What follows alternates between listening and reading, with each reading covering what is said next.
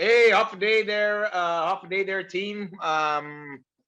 Thanks, Ray Shinohara, for joining us on this next episode of the Force Podcast. We wanted to, and of course, Frank the Crank Camacho out there in California holding it down.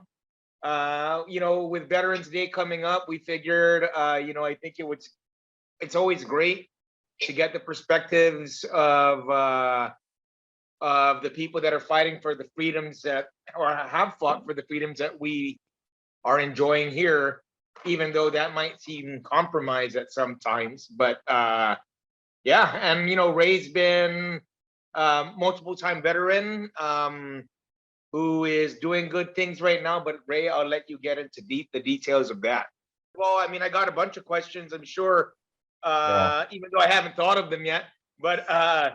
But Ray, for the most part, could you tell us a little bit about yourself? The time you served and kind of what you're doing right now, and how that might even connect to your experiences as a soldier.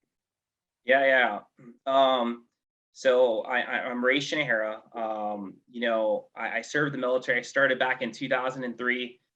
This was when the war was, first started to kick off in Iraq. We already had presence in Afghanistan.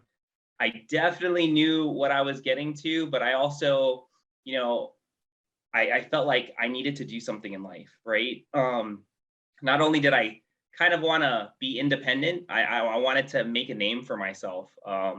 So I joined the Marines, one of the hardest, branches, especially at the time when I was joining to do. I wanted a challenge, and I joined the Marine Corps. And within, I would say, less than 6 months, I was, I went through boot camp, I went through my MOS school, and I went straight to Iraq. So in total, I did 11 years in the Marine Corps as an infantry guy with all sorts of specialties in the infantry. And I clocked in 8 deployments doing that, 7 of which were to the Middle East. So 4 to Iraq, 3 to Afghanistan, and 1 to Japan, more as a trainer of sorts. And it was an amazing experience, really. After I got out of the military, I'm a veteran, I'm really a civilian, not wearing the uniform anymore. And I struggled a lot, which led me to becoming a social worker, but a social worker that specializes in mental health. And I use the knowledge, experience, and, my academic education to help other veterans. And, I started a bunch of groups, organizations. I do a lot of consult for other veteran organizations, or any organizations that really want to make a change in the world. And, I love the job that I do. I've really been able to translate what I gained in the military into the civilian world, and have been successful for the most part in doing the things I need to do to accomplish my goal, and really changing the world where I can. In between the time of your last deployment Yeah. to moving into single life, how much time was that? Did you have like a 1 year transitional to kind of doing nothing to just kind of cruise, or No, did you hit the ground running? no. So getting out of the military, before that, I was on a deployment, and then I had literally a month and a half transition time out of the military into the civilian world. After that, I kind of went on like a year kind of hiatus, kind of disappeared from the world, went through a bunch of stuff, mentally, physically, and emotionally. Was homeless for a little bit, and that's, why I really want to help the homeless, here on Guam or wherever in the world, because I know how it is to struggle and not understand that help is actually out there when it is. But we have to be more proactive in the approach of helping those individuals. And it took me about a year and a half to really get my crap together. When I met Frank, I started jujitsu. Like, my brother literally was like, "What are you doing?" And I was like, "Nothing." And he was like, "Let's go to jujitsu." So we went to the Purebred gym. He got me a membership, got me my first Fuji gi, like super cheap stuff as possibly can. And I was just rolling, and I had my own style from the military martial arts.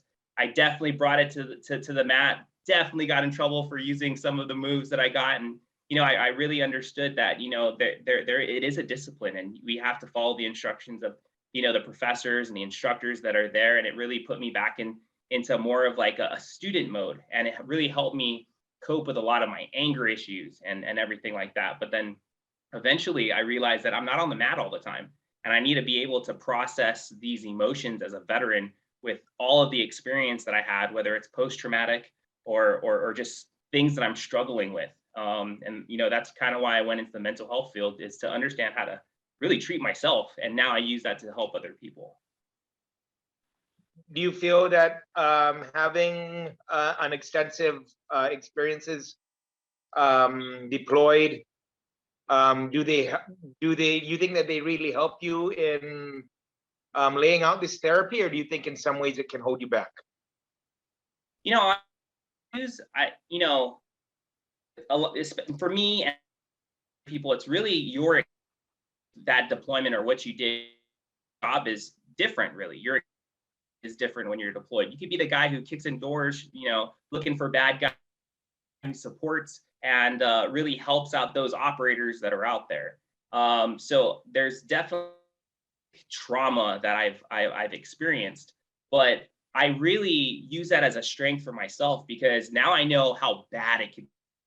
I know how to move on and be successful, because I've failed so many times at different aspects of life, operating or dealing with individuals or local nationals, because I also had to deal with the local people while I was deployed. And sometimes, they're not the best people. And sometimes you don't even know who the bad guys or the good guys are, or the neutral guys. And it's definitely something that a lot of veterans struggle with, because it's really the war of the unknowing. Wow. I mean, yeah, everybody kind of pictures like, it's us versus them. But I mean, if you're merging, I think if anything that we understand now, even in good places there are bad people, and in bad places there are good people, or something like that. But like, were you able to like develop like close, real personal bonds with any of the citizens out there? Yeah, absolutely. Working, it's kind of cool, because now on my resume I could say, like, I'm an ambassador for the United States of America, because really, we were out there trying to build a country back from really nothing, both in Iraq and Afghanistan. And I definitely created some bonds and relationships. I'll share a cool story with you. When I operate, most people don't like me. I usually, wore things or had like this little flag that I carried, and people just knew not to mess with me, because like I was just looking for bad guys. That's all I wanted to do. That's all my mission, required me to do. So, we did things out there that was definitely questionable in the world of like the civilian world, but operating wise, that's just how we did things. That was our standard operation procedures and everything. And we see we're in the market area, and I just see this little girl, and it's just crazy.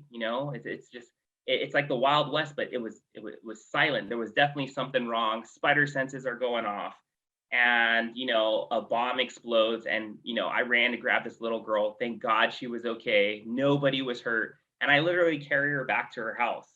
And when I carry her back to her house, I realized that her house is owned by a guy that definitely didn't like me. He knew who I was, and especially being a Marine and being in such an isolated area, like they know who you are. And he definitely didn't like me because of how I ran things and controlled that area. But he got mad and just grabbed his little girl, thinking I was putting my hands on his daughter, a female, which is definitely a no-no back there. But the little girl was like, "Daddy, he saved me." And after that, he just started crying. He's like, "I'm so sorry for treating you like that. I just thought you were a horrible person, because you're in the military, you're a Marine, you're just going here causing trouble and stuff." When really we're really trying to make these people survive in the best way that we can, because there are terrorists. There was all sorts of bad guys that were out there that were not only attacking the coalition forces, the United States military. They're attacking their own people, or they weren't a part of Iraq. They were just someone from another country causing trouble, so the military could look bad, the U.S. military. Well, anyways, this guy takes me in, and he calls me shut off, right? And I was like, that sounds cool. He's calling me the sheriff because I run this town, right? Thinking in especially the mentality and the immaturity that I had. I really thought it was like sheriff. And later down the road, this was my second deployment out there. I ended up going my third, my fourth deployment, and I'm talking to an interpreter. And I tell him, the people around here, because I literally deployed back to the same place in Iraq 4 different times. And yeah, and Doing the one of same the job? interpreters, what was that? Were you doing the same thing all 4 different times? No, it was a little different. So I definitely changed specialties. So I had to do different things while I was out there. But Okay. anyways, so the interpreter ends up telling me that Sharaf actually means honor in Arabic. And I was just Wow. like, holy cow, full circle, really thinking about like what I did and everything. I really bring it back to like who I am as a person and where I grew up, especially when it comes to culture. We take care of family, we take care of the weak, we do what's right. And it's not just something I learned in the military, it's something I learned from home here on Guam.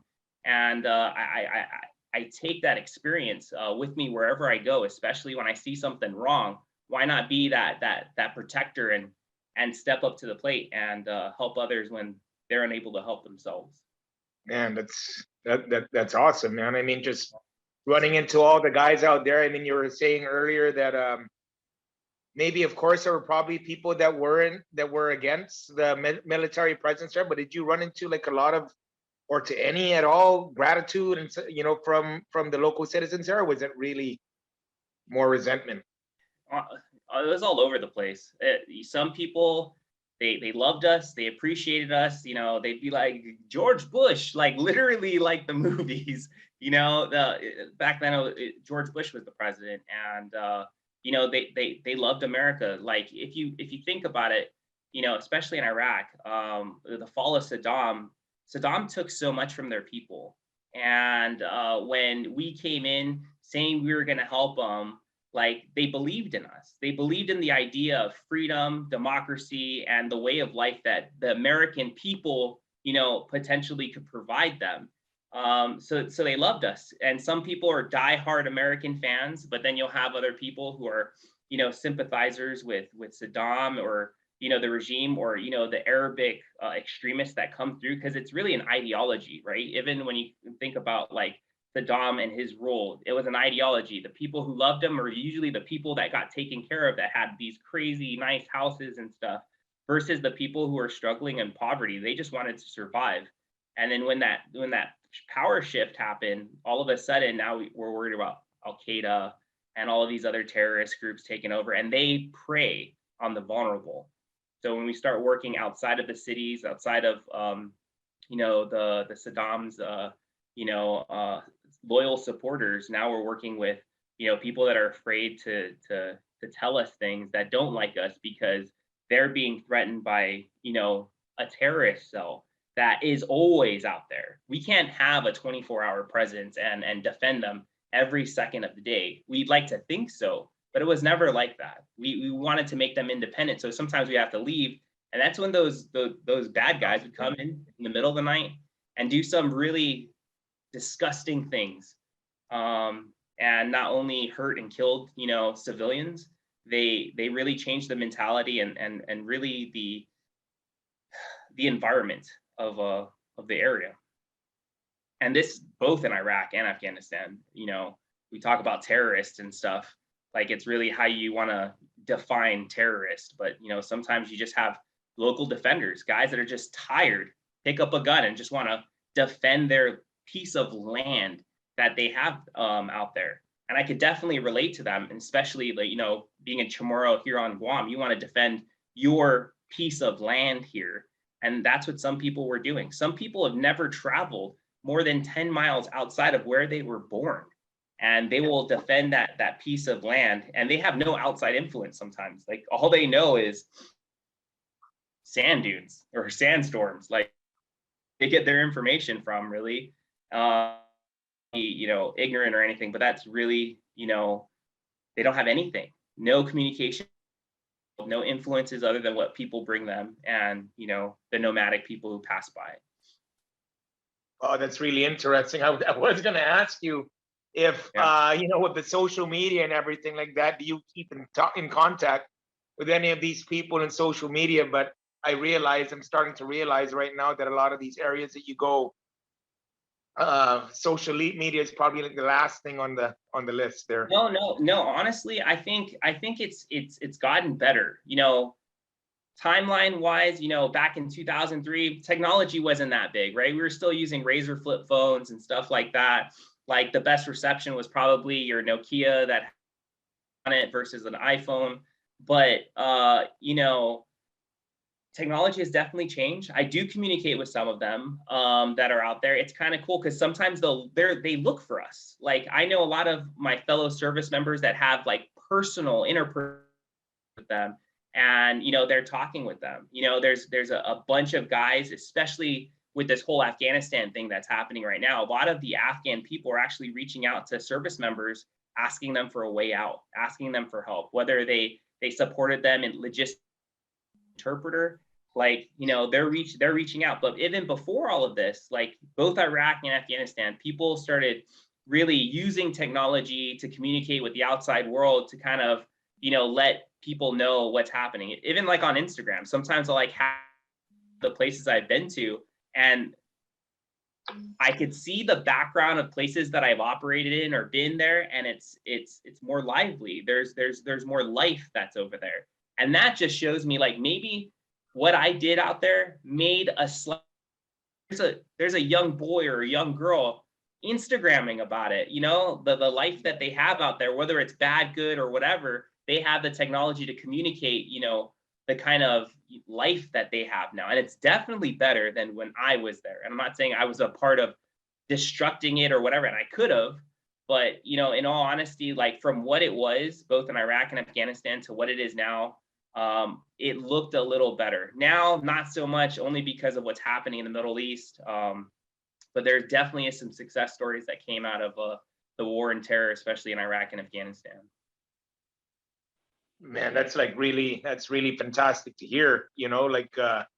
Just hearing how you can you ever have, like you could share your photos of Guam sunsets or whatever, and now having to communicate with them maybe on like that soldier level must have been, it's got to be interesting now. If you have any of them ever liked any of your like local tropical posts? Yeah. Can you It's funny because like one of my interpreters, he moved to Jordan and then to Dubai, and he has his lifestyle, but it took him a while to get there, right? But I know him from when he was a kid as an interpreter when I was probably like 20.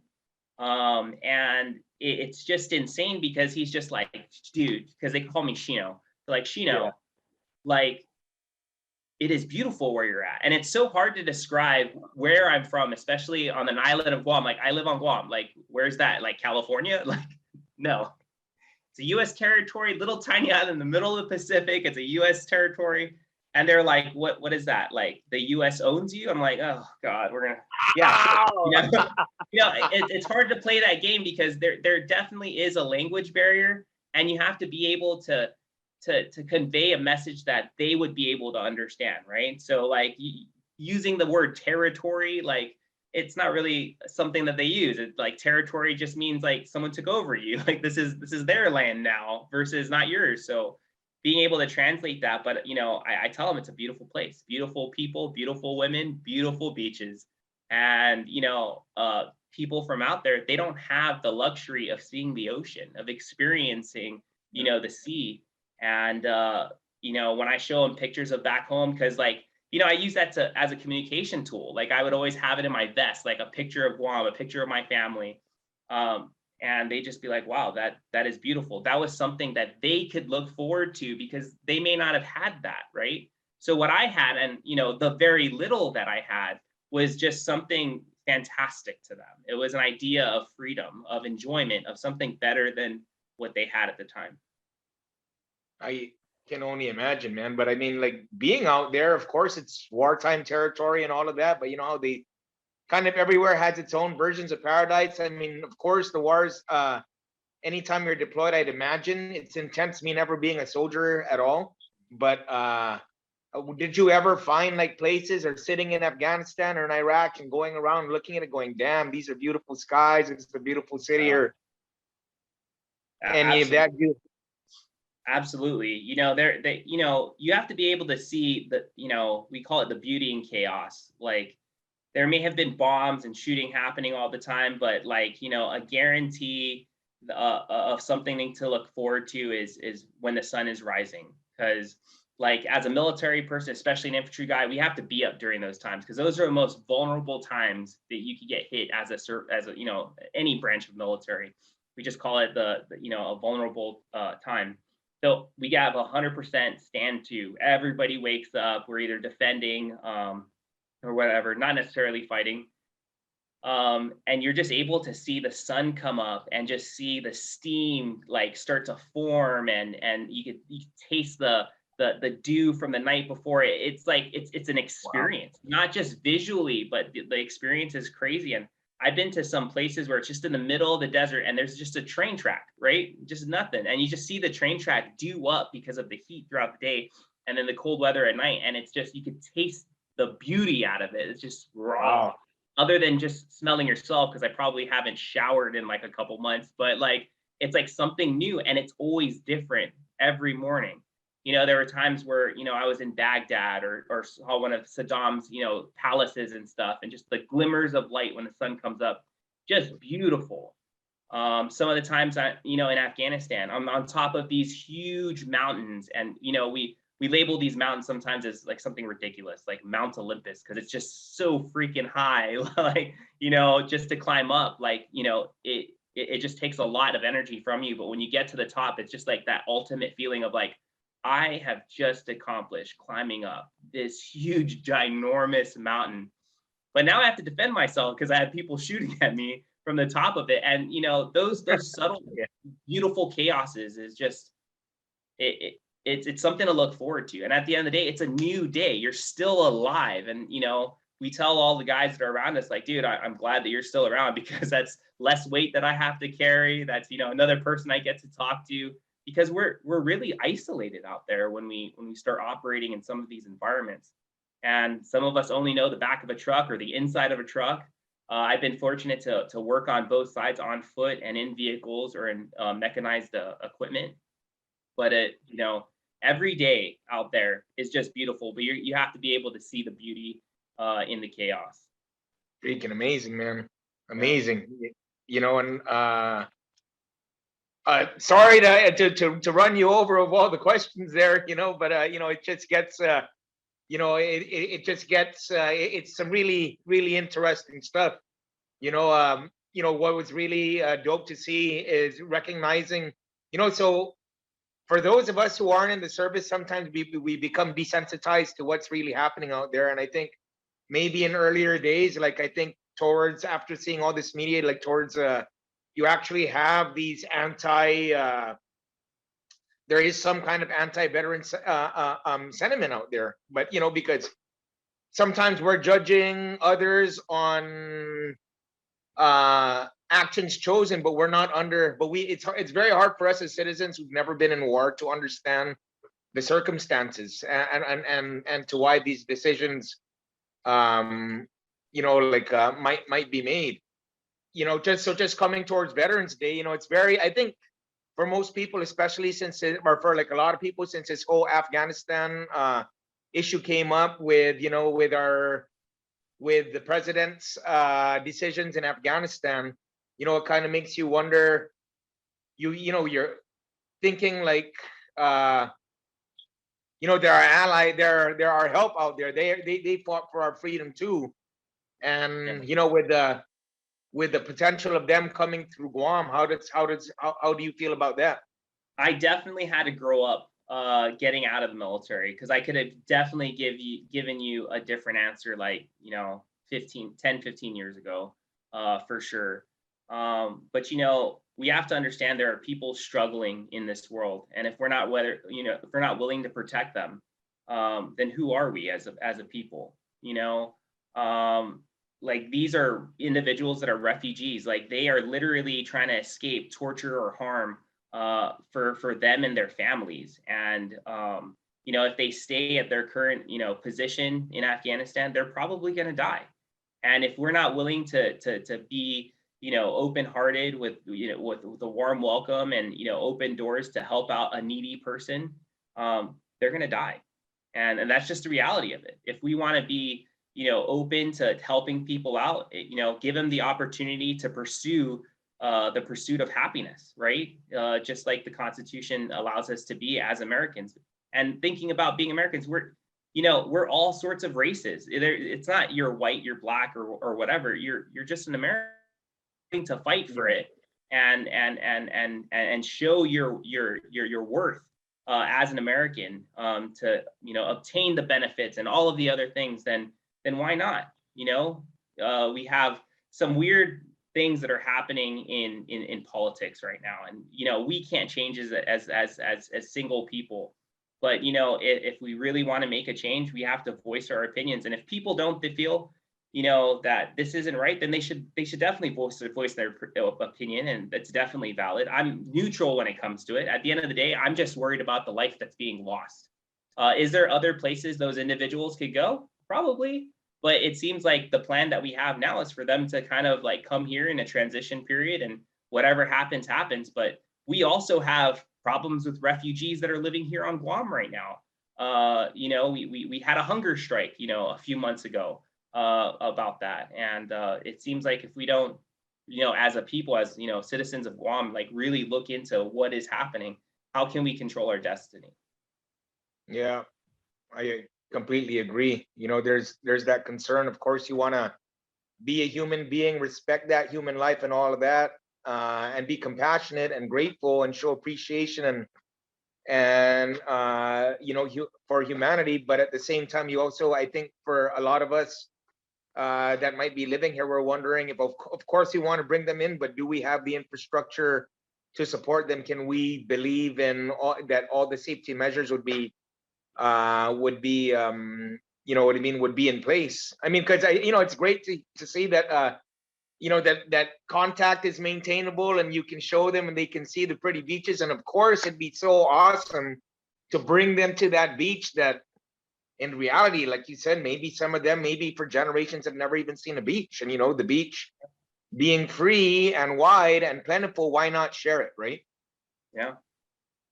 And it wasn't so far back that we were living in huts. So when it comes to infrastructure, I think we know what we can do. It's just, we talk about money all the time. Do we really need money to get a bunch of bamboo that are falling off the tree and make some, really nice huts and show them that island life that a lot of us are unfamiliar with nowadays? How many times you hear a lot of people going out and sweating? A lot of people are trying to like run from the heat nowadays. But we live on a beautiful tropical island. Can we provide? Yeah, I think we can. Now, do you think, like, I mean, now that social media is available for some of them, and maybe, do you think, like, let's say, okay, somebody from Guam makes a friend online from Iraq or Afghanistan, and maybe they're living in a torrent, in a very difficult situation or area. Do you think that sharing photos of paradise is hopeful because it's showing that they could have, or do you think it could do more damage by showing them what they don't have? Yeah. Well, we could play the what if game all day, but like, what are we trying? It's interesting when you say that, because I remember having that conversation a while ago with another Chamorro that was in the military. Like, why would you share paradise with other, haoles or whatever? I hate to use that term nowadays, but that's how the language that we used back then. Like, why would you show them that? Because now they're just going to come to Guam and take up our land and do this. And I'm like, why? When we could just share it. Like, why do we have to think of it as an ownership, not as like a harmonious relationship? People come on vacations all the time. People seek, refuge or paradise, or just want to see something different. Why not share that with everybody? Like, I always shared the idea of the Chamorro values and customs, which is definitely unfamiliar to a lot of the people that I've interacted with in the military, because they're usually from like Texas or California or Maine, where it's just like snow, and they don't get to see things like this. And being able to share it, I don't think that it's a problem or it's in a negative things. It just shows people that there's more in life than just what you have. And if you want it, you're definitely going to have to fight for it. You're definitely going to have to work for it, because it's definitely not cheap to fly to Guam, as we all know, you know. But yeah, I love sharing the idea of Guam to anybody. If it helps them in any way, absolutely share it with them. Because this is a paradise to us. Some of us want to leave Guam, but you know, that's their prerogative and their lifestyle. But Guam is home to me. Guam is beautiful, and I'd love to share it with anybody who's open and willing to be a part of it. Yeah, I completely agree. Frank's been a black belt at sharing Guam even before he was a black belt in jiu-jitsu and sharing the Marianas. Frank, how you doing there? Dude, just soaking it in, bro.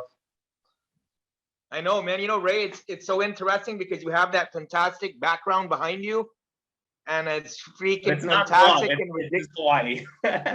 It's Hawaii, but you know, it's really, I mean, regardless of what it is, and you're just looking at how ridiculous it is. I mean, how ridiculously nice it is. And really, that looked like yesterday evening, you know what I mean? Or whatever, you Yeah, know, yeah. these are daily options for us.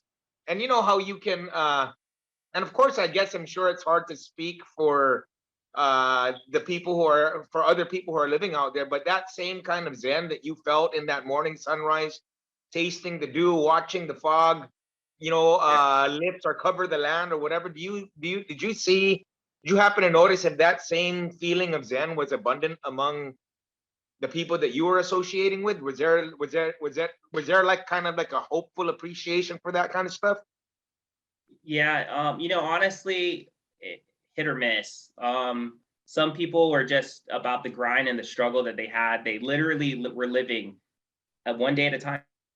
All they had at some points in time. Like their diets weren't as hearty as ours. They didn't have the resources or logistics to bring it to them, to bring it to themselves. Some of them are just eating cucumbers all day.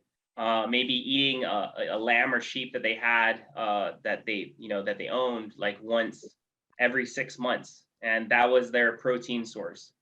I have met individuals who've like opened my eyes up to different things. Like, you know, I'm not gonna lie, like at one point in time, I'm watching, you know, a bunch of Muslims praying, and they weren't bad guys. They were just praying, and I was interested. I was like, this is a dedication. This is definitely a discipline to have, to wake up and do these prayers, you know, intermittently throughout the day, and have such a love and devotion for it. And it really opened me up. Like, what is this faith, and what is it about? And you could see like their love for going to the mosque and praying and everything like that. And there's definitely beauties and joys in it.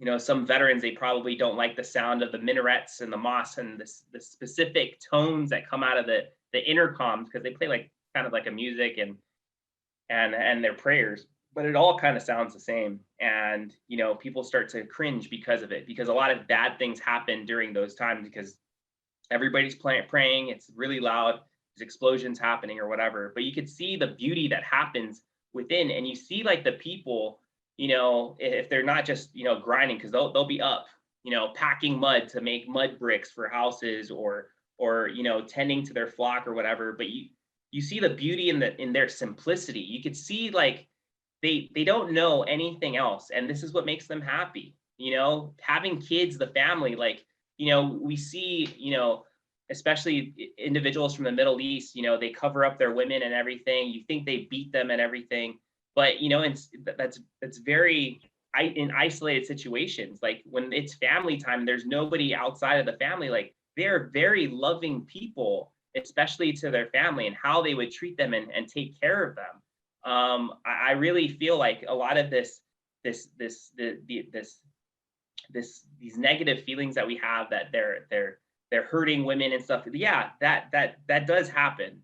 But for the most part, the things that I've seen are some of the most beautiful things. When I see a family and I'm on top of the roof, they can't see me. I have like a shroud over me, and like I'm just observing the area, and I'm watching a family take care of themselves in the morning, whether it's, you know, washing their faces in the morning in the canal and stuff like that. Those are beautiful experiences I got to see of a family taking care of themselves, and really just surviving and living, and they were happy doing it, just being around families, just watching little kids play with each other, little babies, like nennies, out in Iraq. They're watching their kids, taking care of them in the manner that they can, because some of them don't have what we have that's convenient for us today.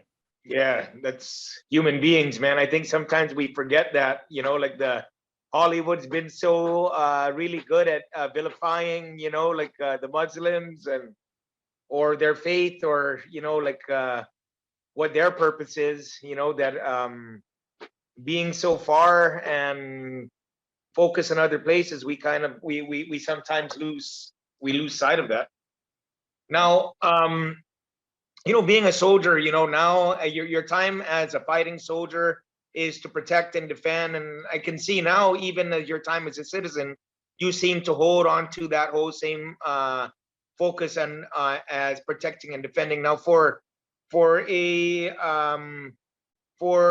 veteran, and in this case also a deployed veteran, are there many programs on Guam that are available, extracurricular programs, activities for veterans on island? Extracurricular, like in the sense of like getting out there and playing volleyball or some sports and stuff? Not Or really. maybe not really. Is there like any? Well, there must be. I've seen like Veteran Affair. There's a bunch of like nonprofit organizations here as well, right? Yeah. But it makes you wonder. I guess the curiosity lies in just being prepared to, being so well prepared and savagely or meticulously prepared to perform and protect and defend under those pressures. It makes you kind of curious, how do you take that same skill set, that same talent, that same fire, and how can we apply it here to protect and defend on the civilian level, and serving our country. Yeah. So I guess I was just curious to see how that plays out in like in the local community, because we've seen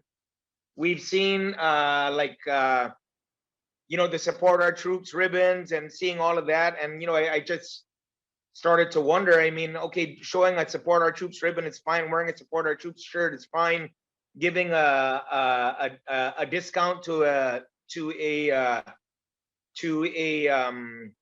veteran is great, and it shows all appreciation. But I think if freedom and protection is a mission of our soldiers and of our country, what do you think we could be? How do you think like the general public could assist taking that whole support our troops to another level, and from here, from afar, for those of us that don't have the grit or the resource or the nerve to actually join the armed forces? Yeah. So I think like mentality wise, support the troops is more for like the guys that are wearing the uniform, right? We could take it down a notch and be like, yeah, we also support the veterans who used to wear the uniform. And there definitely is help, is thinking about Veterans Day. There is help that's out there and support for veterans. But a lot of these veterans, and I'm gonna tell you from experience, they don't know these resources and stuff. And for the past 7 years, I've kind of been like out there with a bunch of other veterans, a bunch of veteran advocates, trying to share these resources out there. In some cases, we may not have those resources and services here on Guam, but you could definitely get connected and not relocate, but travel somewhere else to get these resources and services to help you and your family, and then come back to the island, right? But we have issues with, I don't want to leave. Guam, once you come back here, like, this is home. You never really want to leave anymore, especially for some of these veterans who've spent some time overseas or, in really bad duty stations, because really no duty station in the military is ever fun or it's beautiful or whatever. It's a huge military installation. It's boring. It's usually just a bunch of buildings, a flight line, and a bunch of like dudes and gals marching everywhere. And when they come home, it's usually like, I'm home. I'm just gonna live this life. I collect a disability check. I think I'm good. And I get to meet some of these veterans, and some of them do struggle with mental health conditions and stuff like that. And one message that I tell every veteran is if you need help, you have to ask for it. And when you ask for it, there is help out there, believe it or not. It's just being able to find that help. And I've definitely got to work with a bunch of veteran organizations. And, you talk about extracurricular activities, more sports or whatever, but we have barbecues, we have get togethers for some of these veteran organizations where they try to pull in and grab more membership so these guys could be connected to other resources out in the community or within the country to help them with whatever needs that they have, whether it's getting help for your disability, understanding your paperwork when it comes to the VA or the Veteran Affairs, getting help for missing limbs or appendages, getting really cool devices to help you with your daily life, like an iPad. There's organizations that are there that give you these kind of things to keep your mind busy, to help you be reminded about your appointments at the VA and stuff like that. So the resource is definitely out there. There is money to help veterans that are out there. Some of these nonprofits here on Guam actually capitalize on those VA dollars and create homeless programs here to help veterans that are homeless. So we definitely have an organization out here that is capitalizing on a VA grant that's out there to help homeless veterans. And veterans just need to understand that, if you need help, there is help out there. You just have to ask for it. It's not going to naturally come. Like nobody's going to baby you. You're a grown adult. Like you have to ask for that help. And for those individuals that are struggling with not understanding how those things work, I always offer, to help them understand it, to help translate the information that's there so they could better utilize it, so they can live a quality life. Awesome, man. Like what is available out there? Yeah. So, for example, you got to meet John the other day. He owns a nonprofit out here to help veterans and their families. So, he's really created an organization to be there for struggling veterans. We created an online support group. It's on Zoom. We get together every week and we have these sessions. I used to run it until I got a little bit busy, and then I gave it to somebody that I knew that could control it. And at the same time, I'm always available in case anything arises when it comes to like mental health issues for veterans, because that's what I specialize in. There's other groups that are out there that help veterans when it comes to understanding how their paperwork works in the VA to either increase or justify some of the injuries that they sustain. Because believe it or not, like you could get hurt in the military and not be compensated for it. And anybody who's been hurt or suffered any injury in the military should always be compensated for it, whether it's tinnitus in the ears, the joint pains that you have from carrying a rucksack all day, to backaches and, cancer that's happening nowadays. And it definitely takes time. It doesn't happen overnight. But like I said before, they have to ask for that help. And there's definitely organizations out here that help out with that. For example, an organization made up of just veterans that were just tired of veterans struggling because they didn't want to do their paperwork or they didn't know how to do their paperwork. They're a group called By Veterans for Veterans. That's like, an easy way that I remember them, but they actually have a Chamorro name. It's I Hinanao I Magahit Dan Ininanao, which is the way, the truth, the light. They're an organization, HMI. Yeah. Of older veterans that are really like, because I get invited to some of their meetings. They have village meetings in every village where they do a call out to the mayor. The mayor gets all the veterans that live in his village, and veterans just come and listen to a presentation. I'm there talking about mental health and being there for veterans. Other organizations are out there to kind of like, hey, we're here. If you need us, we're here.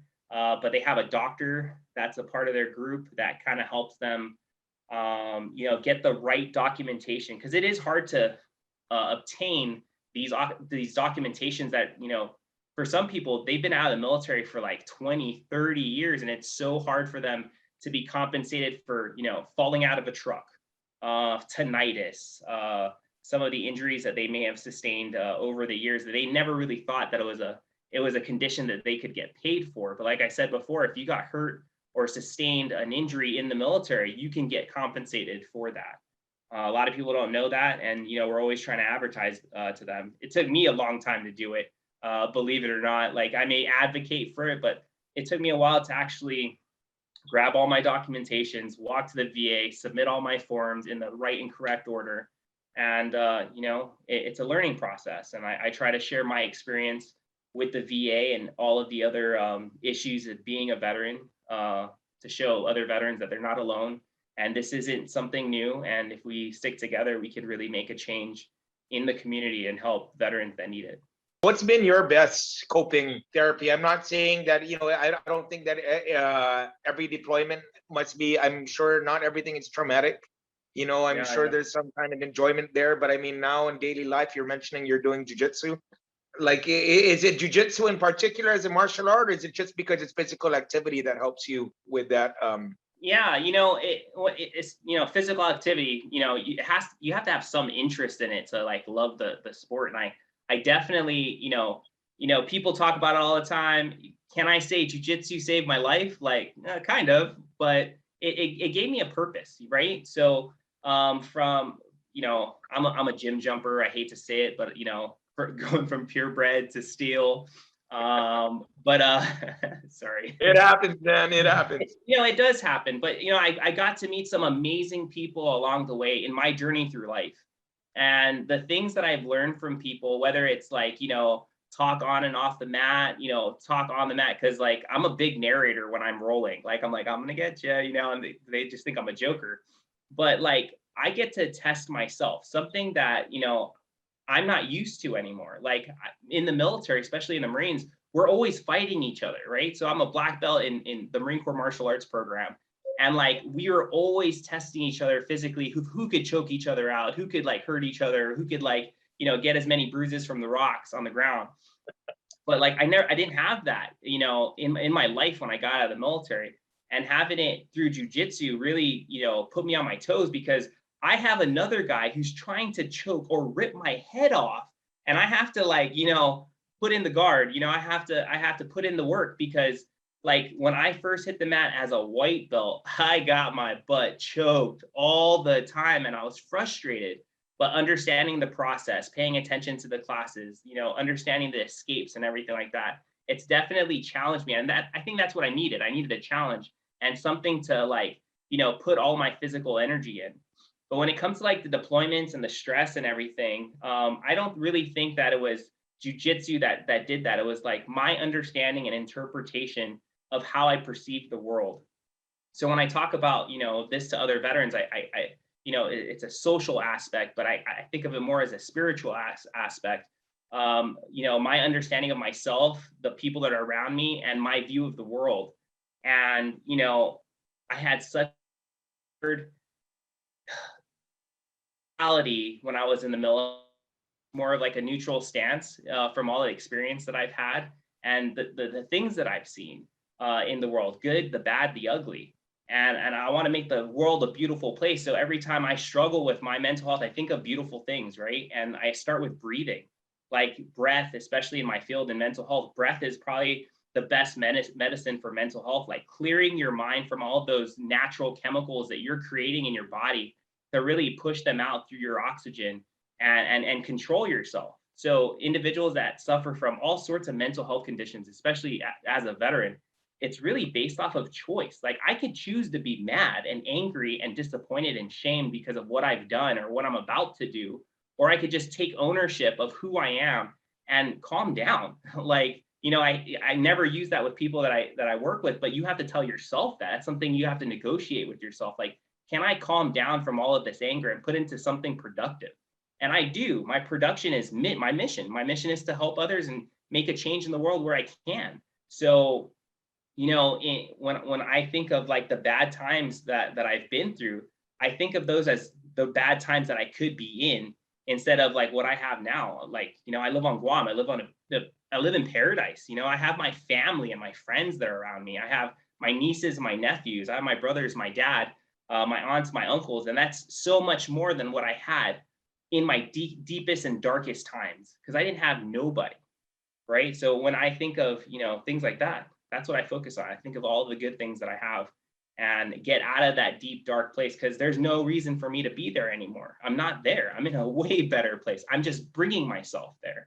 And I have to have that ownership of getting myself and pulling myself out of those deep, dark holes. And I try to share that with other veterans that, have those mental health issues, especially with post-traumatic stress, or brain conditions, because there's veterans out there that suffer from traumatic brain injury, just getting knocked in the head too many times, and a lot of the symptoms are very similar to post-traumatic stress.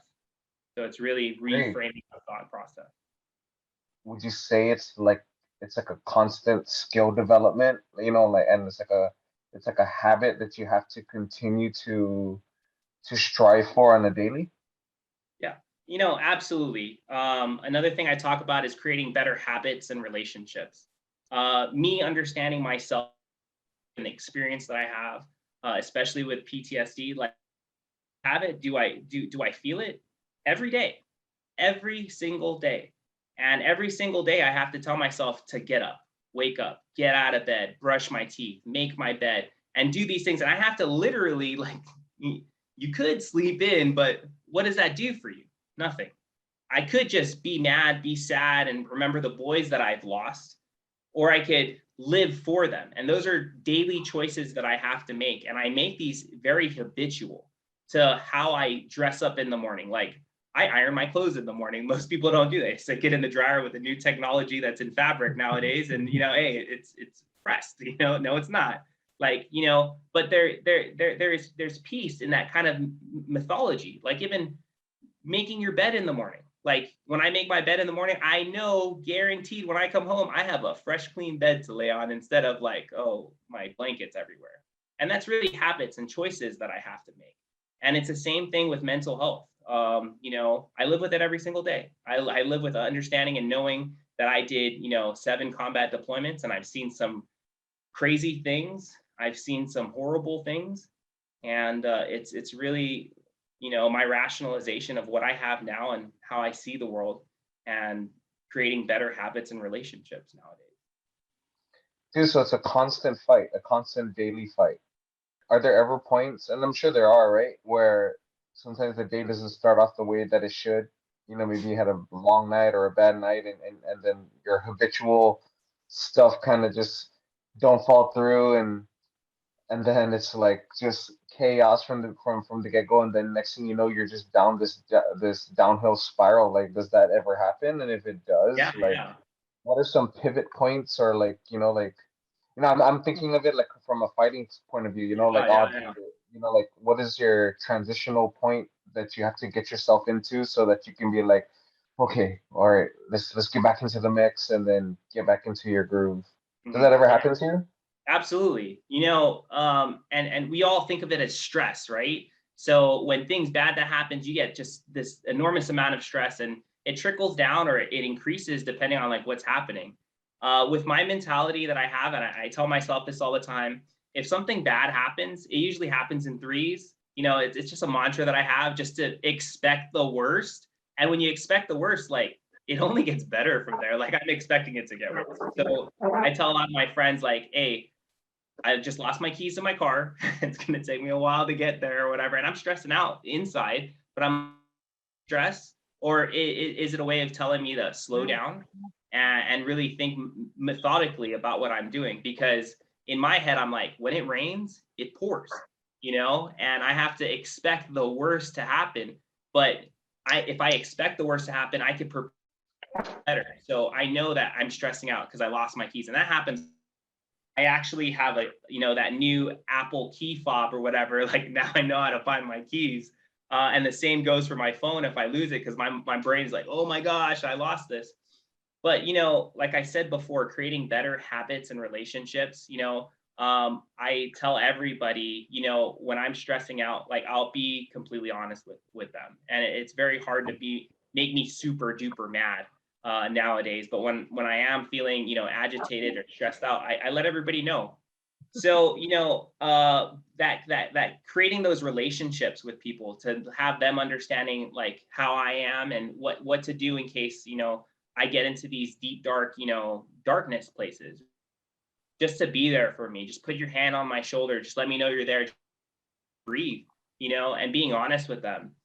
Creating better habits, getting that key fob thing that helps me out. I put all of my scheduling so I know when to show up to things on my iPad. There's definitely technology to help, individuals with that. And if you want to think about PTSD or any of these these things that, you know, hurt people, we could think of it as a disability, or we could just not think of it anything at all. We understand that it is hurting us, it's limiting us in some way, and we could overcome that with technology.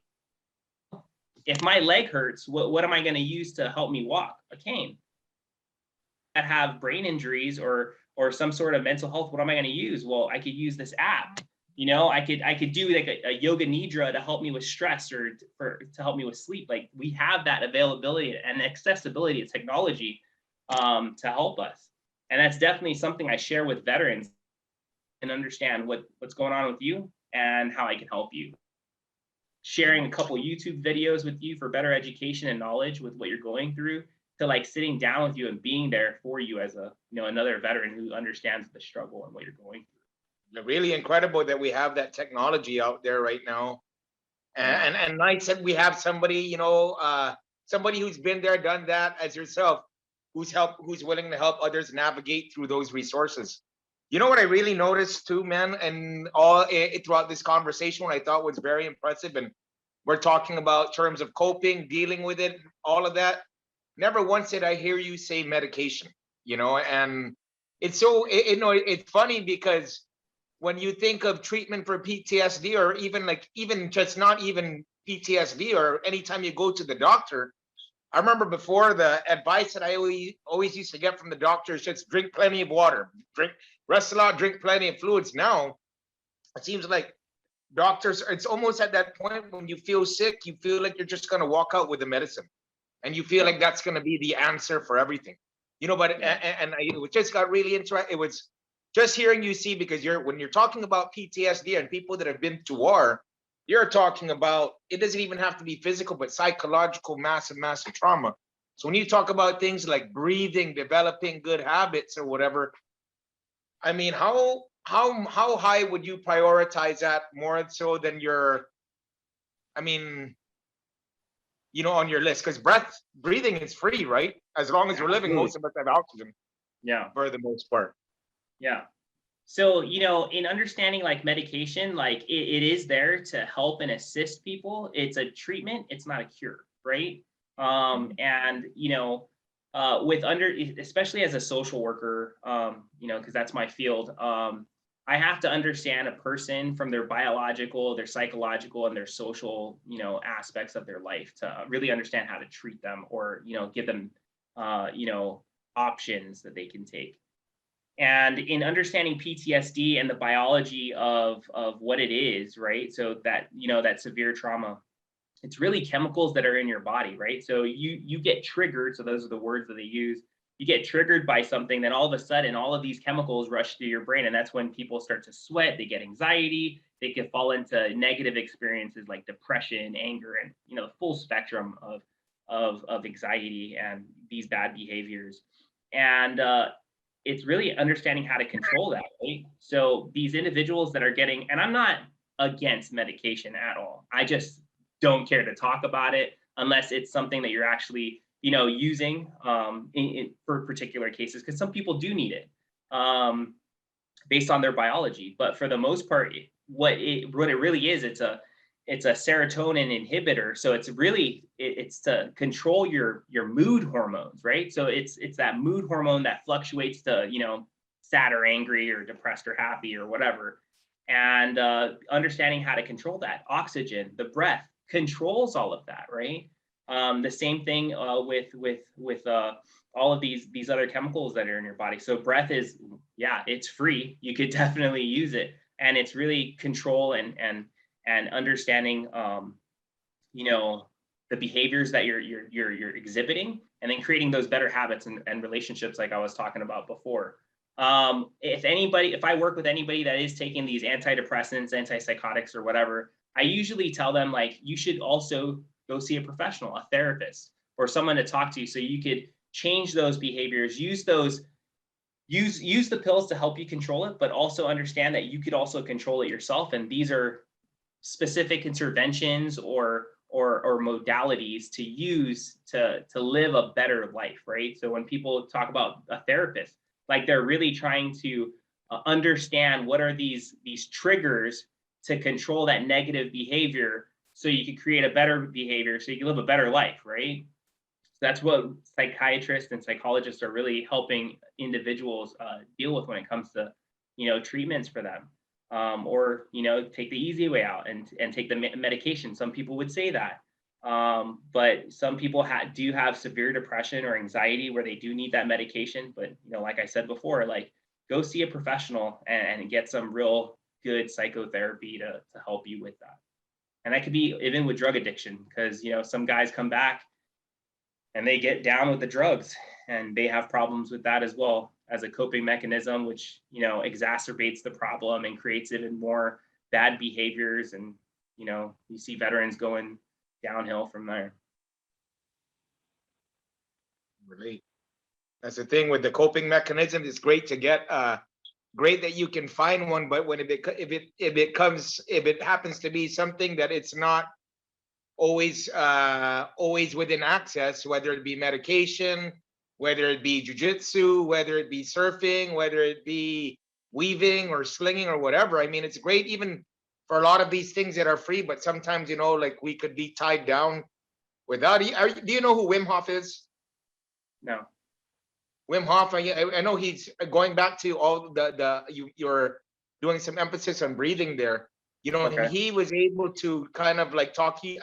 From what I've gathered from listening to him, he's been able to talk about breath training to, in some cases, even replace medication. Yeah. I mean, from what you've seen in breath training, do you think that is feasible within? Have you seen that? Like, if is that ready? I mean, has that method been popularized here locally on Guam? I mean, it's like breath training, like a massive part of the. Yeah, I've seen people use it. In my profession, they call it mindfulness or breath training. But in the military, especially for like the infantry MOSs, we actually use it. We just don't know how to relate it or translate it. And I think that's one of the key points in going through these therapies or these interventions to help people that struggle with mental health issues, is to help them understand why we're doing it. Because it's easy to hand out pills and tell you to do something, but if you don't understand why you're doing it, how are you supposed to be consistent in doing it? Right. So like when I was talking about it, I talked about the chemicals that are in you, whether it's cortisol, serotonin, dopamine. Like we can control those things, but we have to be habitual with it, right? And it's just like training for any martial arts or any sport or whatever. We have to put in the time, and sometimes it sucks. Sometimes you want to quit, but when we win that goal, it's all worth it at that point, and it's just a part of our journey to get to that place that we want to. Sorry, that was pretty heavy right there. It's kind of like. Let's go. Well, but I do this for a living now. I just talk. I know. You know what? Freaking mind blowing, dude. Right? Going back to rewind to the beginning of the conversation, when you first got there, when we first saw you, I'm not no freaking marathon runner, no endurance athlete or anything like that. But years ago, I did it. Not nearly like Frank, just a little bit, but. I was able to do a long one. But when we first saw you, I mean, the demeanor that you came to us with was so simple. I would have never have guessed that you had been deployed, much less deployed 7 times. Yeah. I look at everything.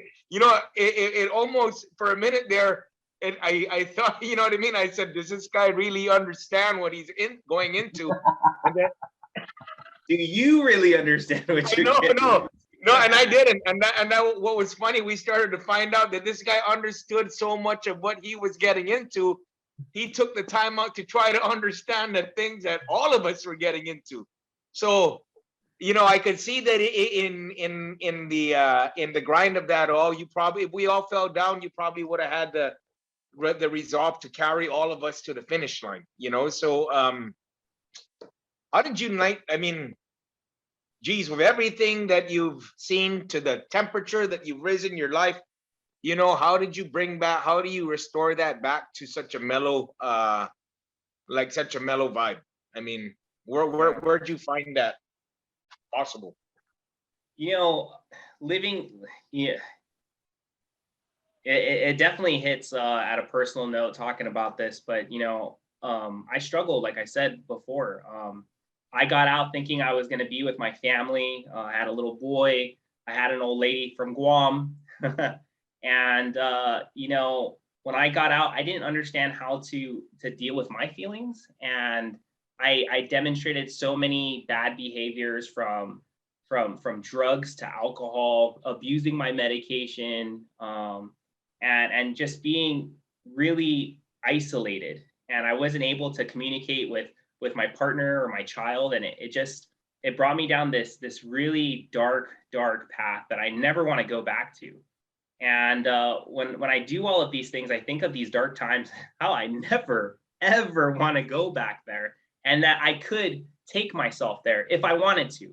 But I also know that it's a choice to go there, and it's also a choice to be happy and to see the bright side in the world in such an ugly place at sometimes, right? Like we, believe it or not, like we have so many homeless people. Like that's how we all really got to know each other.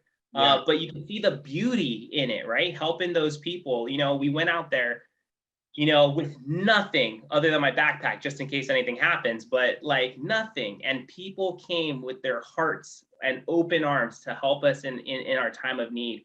And I wanted to show that to other people, right? And that's why, like, when I talk about that event that, we all did together, it was such a memorable moment because that's the true humanity, and the people of Guam was really into the acts that we were doing. And can we share that with the world?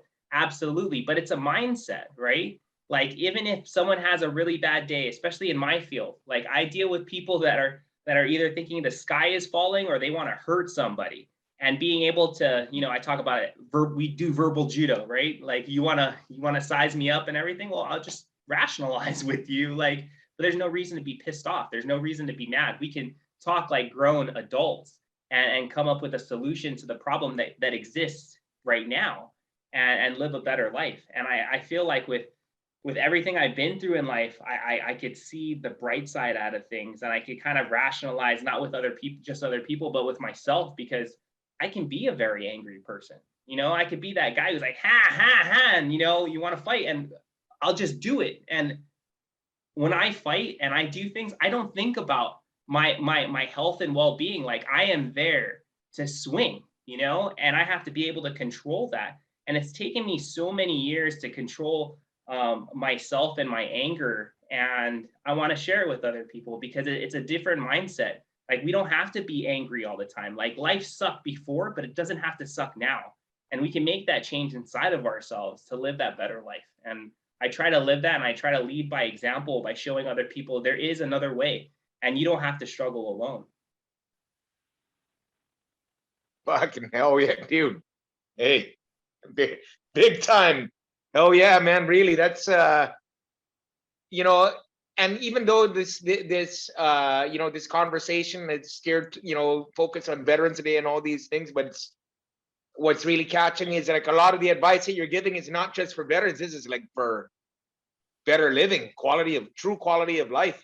So tons of respect, man, to have been through such a dark alley, or through such dark roads, to come back into the light, and then to try to pull people more closer that way, man. That's you've already done your duty times over as a soldier, so big props in that, for that, that will and of human kindness, that to instead of just worry about ourselves in a society that increasingly shows, or that sometimes, that often, not increasingly, often shows itself to be very selfish, like to keep it going, man. That's a job well done. Frank does the same thing. He hasn't been nearly through what you've been for, but like a couple of the guys were talking about it just yesterday. And Frank, big props to you too, because you're a guy who's preparing for war, but you're you're doing more than your part in keeping the peace. So that was cool because like when we did that walk across Guam, you know what I mean, I knew that I'd be walking with one freaking warrior, but really I was and props to Matt too, but a fight or whatever, but really did we know that freaking it was gonna be a wild. I remember at freaking 2 a.m., dude, when we all sat down at Retinian Point, you still had like, hey, you guys still won one. Like, it was ridiculous, man. I was almost mad at you. How could he have all that energy when we're all feeling like crap and it was so cold? Yeah. And then Kelly brought us blankets. I know, man. God bless her. A little comfort. You look so cozy in that blanket too. I think I was just trying to sleep, man. That was really. I mean, it's weird, man. It's because when you do that, I mean, if somebody tells you when you focus too much on the destiny, it kind of and it doesn't meet your expectations. Because remember on that walk, it was like, okay, it's just around here. It's just around here. Especially that freaking gas station. Waited for that gas station for a really long time. Frank, screw you for that. But that really does play with your brain. Sorry, just got off tangent there. Just having some memories. Yeah, I think that's a good story. That's a great story. We definitely got to do one on the walk, like a recap, or when we get ready to do the second one. Yeah. Are you down? Dude, I'm down. I know which way. He's gonna run. Rome, are you down? I'm down, man. You know what I mean? But what second one are we talking? And Frank and I talked about this before, because if we walked, essentially we kind of walked on the west coast of Guam, right? Now we got to do the other side. Would we be willing? Of course, we can't go all the way to Pagat and all of that, but would we? Well, what do you mean? Would I? Because I know you guys can. Hey, can you guys? If I try, can you guys carry me over if I can't finish it? Got you. Right on. Hey, right on. Ray, last question, Ray. Go for it.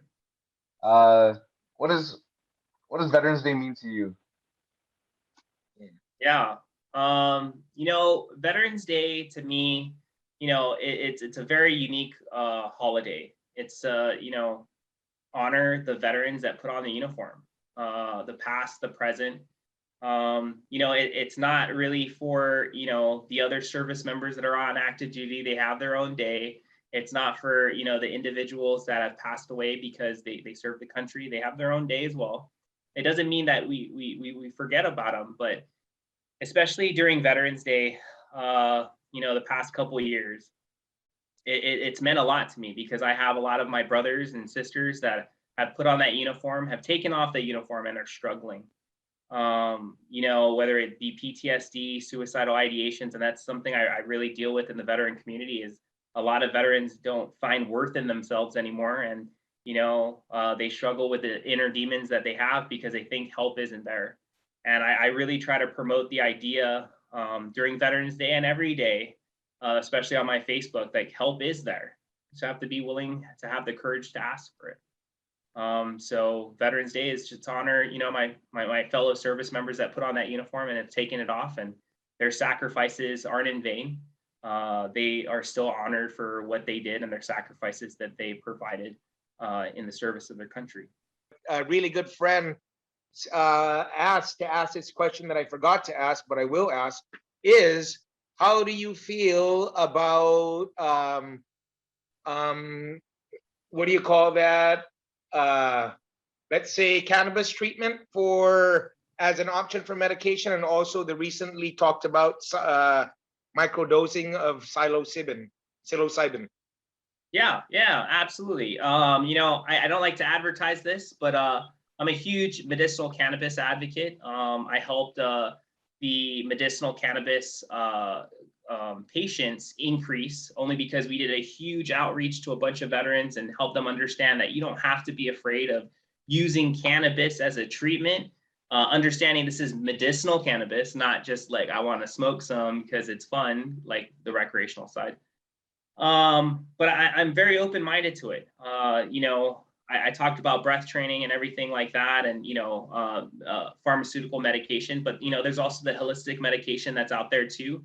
I'm really big into mushrooms, not the psychedelic kind, even though there are medicinal properties to it. But for individuals that suffer from brain damage or traumatic brain injury, there is definitely lion's mane that kind of helps repair the brain. There's a lot of studies that have been out there. Joe Rogan talks about it all the time.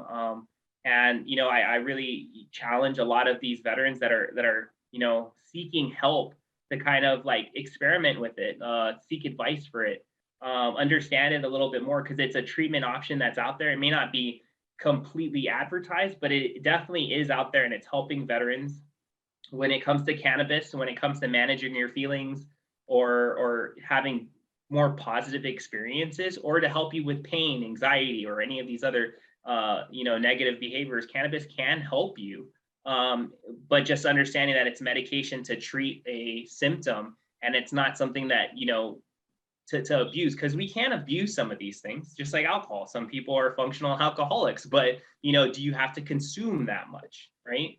And it's just options for veterans to use. I'm not against any form of treatment when it comes to mental health, but it's also the understanding of the user that's taking it, making sure that they understand what it's there for.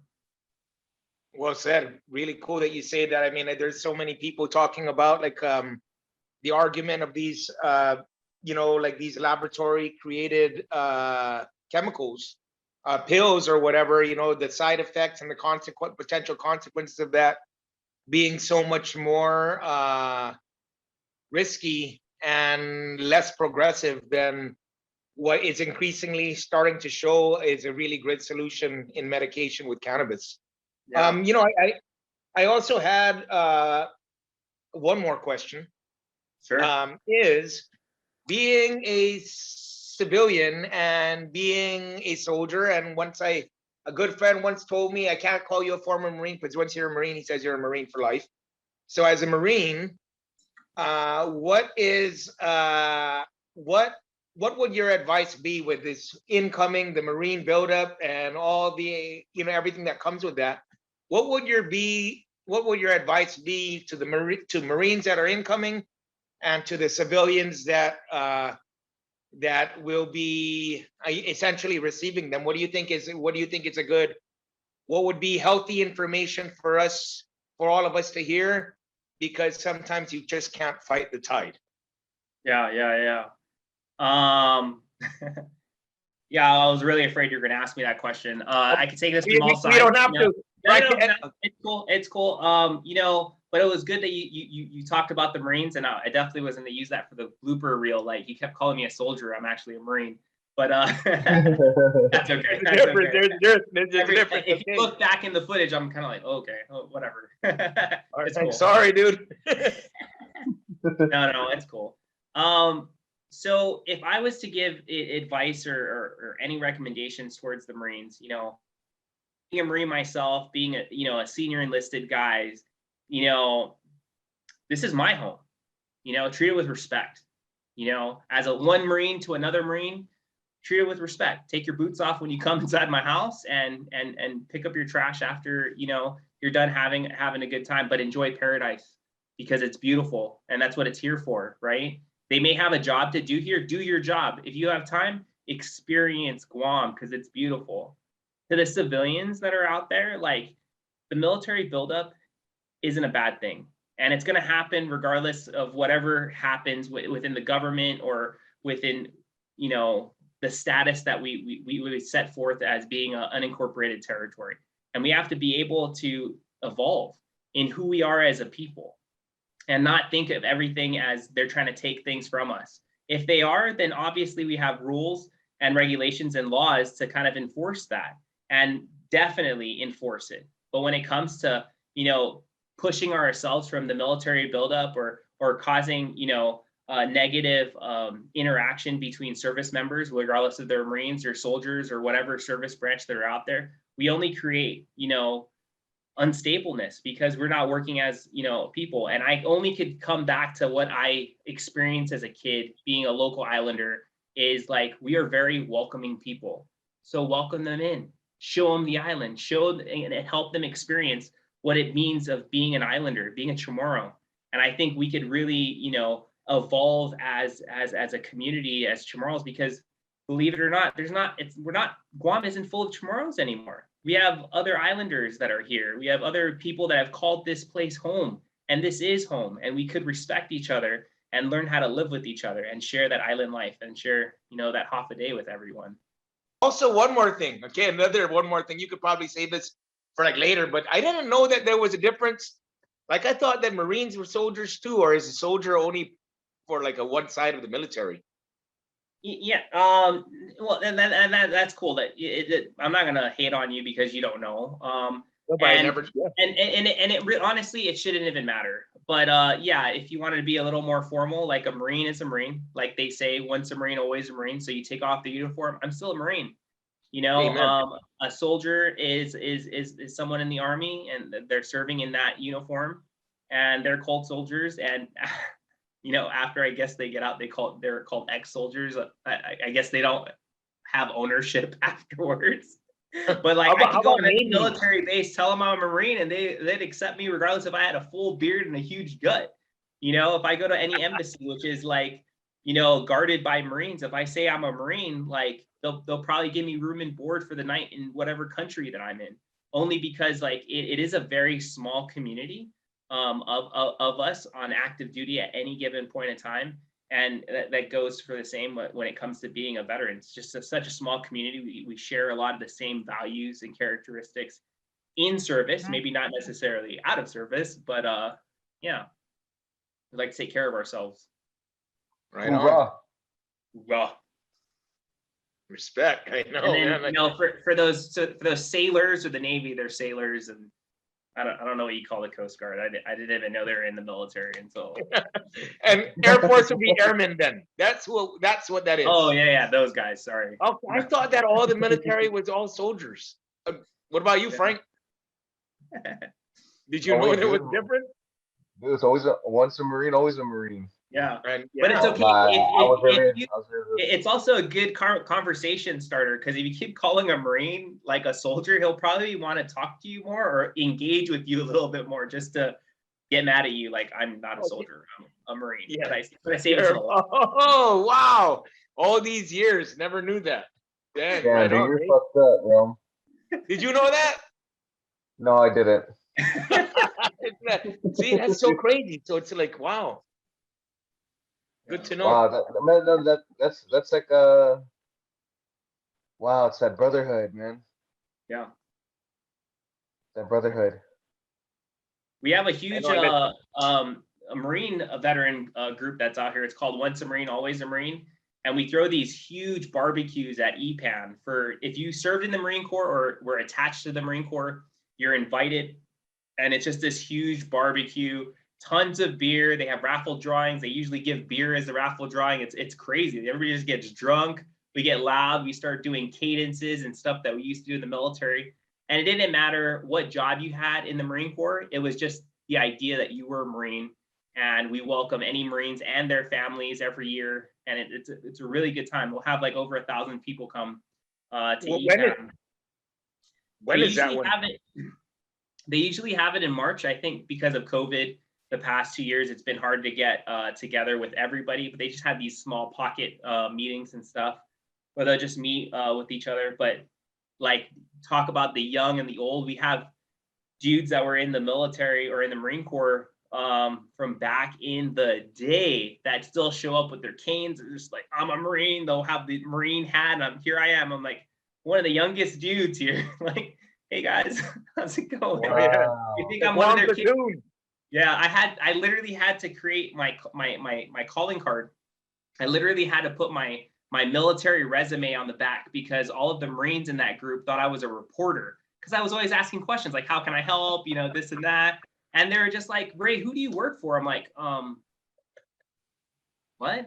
Like, I'm a Marine. They're like, you're not a Marine. I was like, yeah, I was in for 11 years, did like 8 deployments, no big deal, and it's always an interesting conversation to have, but, never judge a book by its cover, because, the contents of the book could be, something amazing. Fucking totally, dude. Totally. Right on. Sling tournament would be great there. I'm ready. You gave me a sling. All right. Yeah, man. What's really cool is this is way, way off tangent, but there are people the oldest slinger in the world, efficient slinger in the world right now is 94 years old.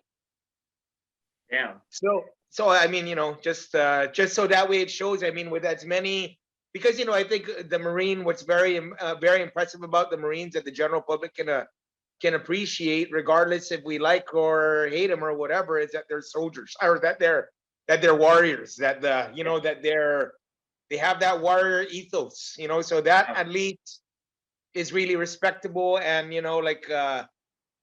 carrying that on, it doesn't mean that, I mean, of course, more than anything, you don't need weapons, or you don't even need to fight to really be to live on as a warrior, so slinging is a good way. Or maybe I might just be getting that wrong. No, absolutely. Better habits and relationships. It's just like, being black belts. You guys, have to bring that custom and tradition to that by, incorporating those styles that you were taught as a white belt or whatever. We're just passing on tradition. But it doesn't mean that you can't fight just because you're old and you got a black belt. Like, be careful. You have all the knowledge, in the world based off of your level of expertise and the time you guys put in to obtaining that level. So absolutely. Warriors could be, they may not be able to show it, but, whoop it on, they're ready to go. Amen. Hopefully. Right. But right on, Ray. Didn't want to talk your ear off, man, but that was a lot of really great stuff. Thank you very much for your time and sharing that with us. Can't wait to see how things unfold. I mean, it's going to be what a dynamic road ahead. Thank you for the really good tools, not just for the veterans, but anybody else who's interested in advancing their life and taking good perspective towards things. And thanks always, Frank, for your time, your technology savviness, and the vibe. Always. Well, nice to connect with everyone, man. Absolutely. Thanks, guys, for inviting me here. It's definitely a great time, great talk. Honored.